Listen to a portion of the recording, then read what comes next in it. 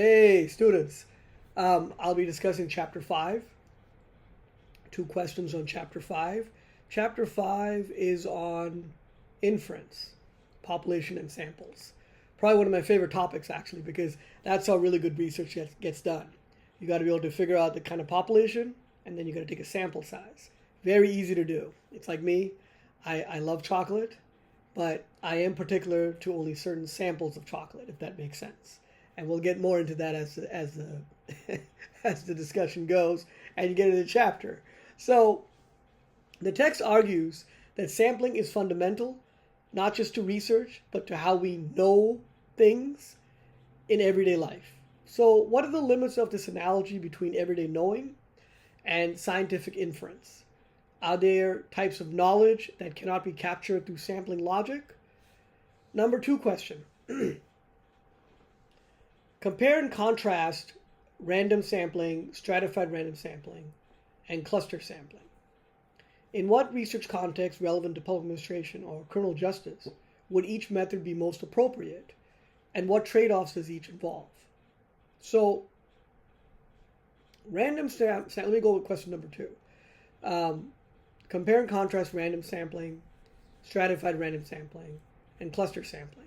In what research context relevant to public administration or criminal justice or public policy, you could, if you wanted to, would each method be appropriate, and what trade-offs do each involve? So, let me talk a little about. So this is a question. So when researchers study topics in public administration or criminal justice, they often cannot collect data from every individual population. Hence the point of my earlier joke about chocolates and samples. There's no way I can eat all the chocolates in the world. There's no way I can do that. So I have to have samples of each chocolate if I want to taste them out. I know I probably look like I could, right? They rely on sampling methods to select a smaller group that represents a larger population. That's all it is, just little bits and pieces. So many ways you do sampling, and people do it all the time.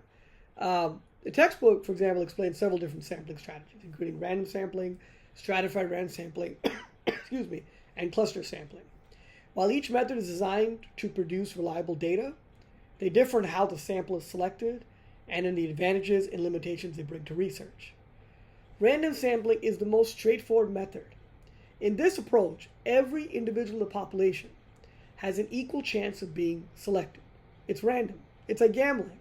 For those of you I know who've been to Vegas or you've been to, I used to live in New Jersey, so I forget the area that New Jersey has gambling. But you'll know what I'm talking about. But Vegas is probably the one everyone knows about. Although New Orleans does have gambling too. And being in Houston, we're very close to New Orleans actually. So it's random. There's no, the house will always win because that's just the way it works. But it really is random actually. You never know, what where will red or black the white ball the roulette with. I should probably move on. I'm clearly not very good at this, so let me just move on over here. But random sampling is the most straightforward approach in this type of research. Now, every individual population has an equal chance of being selected because it's random. It's completely random. The goal is to reduce bias and allow researchers to generalize the findings to the broader population. Some of you may remember in your earlier classes in statistics, maybe an undergraduate, you may remember a coin toss where they try to estimate probability, and it's a random, right? A coin has two sides, a head and a tails, and you flip it, and you could get heads, you get tails. It's 50-50. That's what they say, which it really is 50-50 because the probability is always going to be 50-50. You really literally cannot predict it unless maybe you go back and you go back in time or something and you figure it out. I don't think any student would do that, of course, but I'm just being silly that way. But basically, it's so random in that sense. It could be heads, could be tails. This method is often viewed as fair and simple because selection is based purely on chance. However, random sampling is difficult to carry out when the researchers do not have access to a complete list of the population or when the population is very large and spread out. So it could be a very diverse population. It could be very spread out. It's harder for researchers to figure that out. It is not impossible, especially in this day and age with AI and everything. It's technology. It's not impossible. It can be done. There are ways to do it. If you are a good researcher and you are able to sweat it out, that's where really good researchers and the average researchers are separated, actually, because the really good researchers, they actually keep hitting at something. They keep batting and batting and batting on the question until they come with an answer. Average mediocre researchers will just find the first one, like what's called it's called the path of least resistance. And so I'm going to give you an example that probably is not going to be very in my academic community, they may not like this example. Probably will not. But I'm going to say it anyway, because that's what I do. So a lot of researchers over the years have been criticized in social sciences, in medicine, in other areas, where they basically say that what they do is they do a copy-paste, which I've discussed in my videos, I believe, where a researcher will look at some study and be like, oh, it did this, this, this. So let me just go ahead and I'm just going to go and I'm going to copy and paste it and replicate those findings, because that's what this research should show, that if it's generalizable, meaning I could do it anywhere, I should be able to simply copy-paste it. And that's actually not really a bad thing. It's not. It's just that it's kind of like, meh, hey, that's what you have your PhD in. This is what you did your PhD. I mean, sometimes they'll put a little twist on it. Well, I did it in this population instead of this population, or ask these questions and this question. But you're kind of twisting around. Now, the problem happens that if you do really groundbreaking work, and in some cases, some people may do some great groundbreaking medical research work. But if they go to a journal, the journal says, oh, but there's nothing over here. Like, there's no literature review, really. And there's no other, how can we just publish something that's completely unprovable? You're the first person to do this. What should we do about that? So we can't accept this article because we don't want to get in trouble from other people saying that, did you do all the tests to make sure this is actually like a real thing? Like, we're not going to do that. We're not going to accept this article. So if it's too groundbreaking, they're afraid. But then what happens is what? What happens then? Someone else will go down that rabbit hole too. Or there could be something really new. And it could be that it just doesn't come out. And if it doesn't come out, then guess what? Then new research doesn't come to light. Now, of course, the next thing you should think about is, what if a researcher does some great study? It's rigorously done. They check everything. They do everything. And then guess what happens? They come to a dead end. Whatever their hypotheses was, we'll get to as a program, we'll get to the chapters. They find out the hypothesis is completely wrong. But the study was actually a good study. It was not a bad study. But because the results were not as anticipated, it doesn't also get published. It gets shelved and put away somewhere. No one knows about it. Now, the reason why that's a problem is because then what happens, that somebody else may go down the rabbit hole. They may do wasted time and wasted energy and money for the same research that had just been published.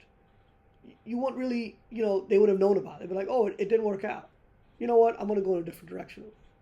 So that's why it's so important as a good researcher. If you want to be a really good researcher, you have to really think hard. And the world is full of mediocre researchers.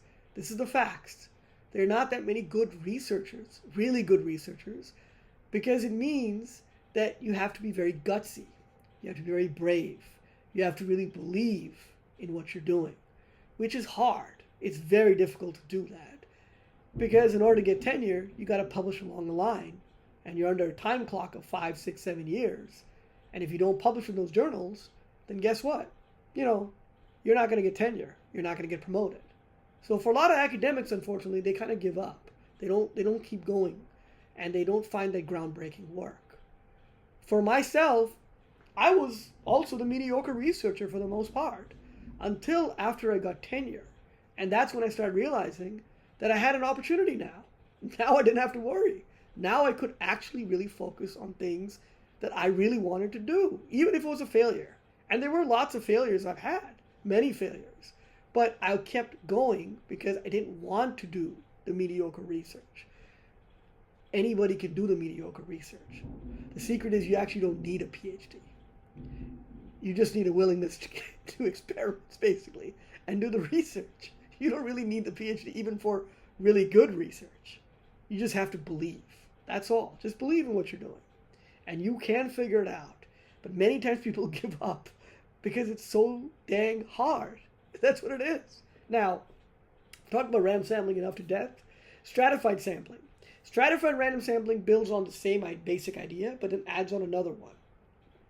Researchers first divide the population into meaningful groups, which are often called strata, based on characteristics. After these groups are identified, individuals are randomly selected from each group. This approach then helps ensure that important segments of the population are represented in the sample. The advantage of this method is that it allows researchers to compare groups and produce more balanced results. Now, the drawback is that it requires more preparation and detailed information about the population before the sampling process can begin. So now cluster sampling, that's the last one I want to talk about for this particular question. Cluster sampling, therefore, then takes a different approach and is often used when the population is very large or geographically dispersed, spread out. Instead of selecting individuals across the entire population, researchers randomly then choose groups or clusters and then collect data within those clusters. So imagine like an ice cube tray with little ice cubes in there. That's what they're basically doing. This method can then significantly reduce the time and cost of data collection. The trade-off, however, is that the selected clusters may not perfectly represent the entire population. So overall, each sampling method involves balancing practicality and accuracy. Researchers thus must then choose the method that best fits the research design and the structure of the population being studied. Those are the three parts: random sampling, stratified random sampling, and cluster sampling. Three parts that you should know as students. Sampling, I want to talk about sampling now. Where are we at? Yeah, sampling. Here we go. Sampling. I'm sorry. We talked about sampling already. We talked about, yeah, here we go. Yeah, sorry, my bad. The text argues that sampling is fundamental not just to research, but how we know things in everyday life. Know things.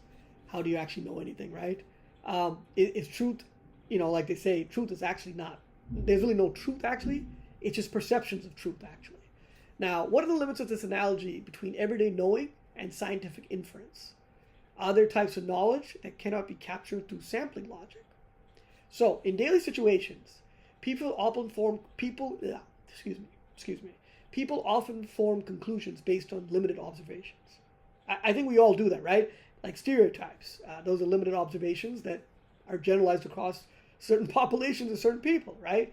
For example, someone might decide a restaurant is good after eating there a few times, or believe a coworker is reliable after observing their behavior in several situations. In this sense, they may actually not be that reliable.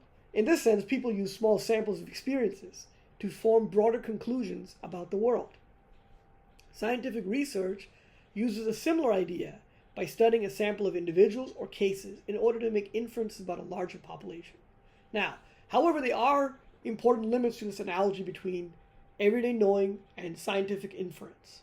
One major difference is that everyday reasoning is often informal and subjective. People may rely on small biased or unrepresentative experiences.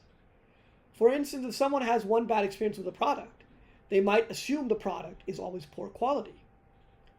Scientific research, on the other hand, uses carefully designed sampling methods to reduce bias and make results more reliable. Researchers then try to ensure that samples represent the larger population and that findings can be tested and replicated. Another limitation is that everyday knowledge often ignores uncertainty. People tend to treat their observations as certain facts, while scientific inference recognizes that conclusions drawn from samples always include some level of error or probability. Researchers then use statistics to estimate this uncertainty and determine how confident they can be in their results. Everyday reasoning rarely includes this type of systematic evaluation. So, there are also types of knowledge that cannot be easily captured through sampling logic. Moral or ethical knowledge is one example. Questions about what is right or wrong are based on values and philosophical reasoning rather than observation of a sample.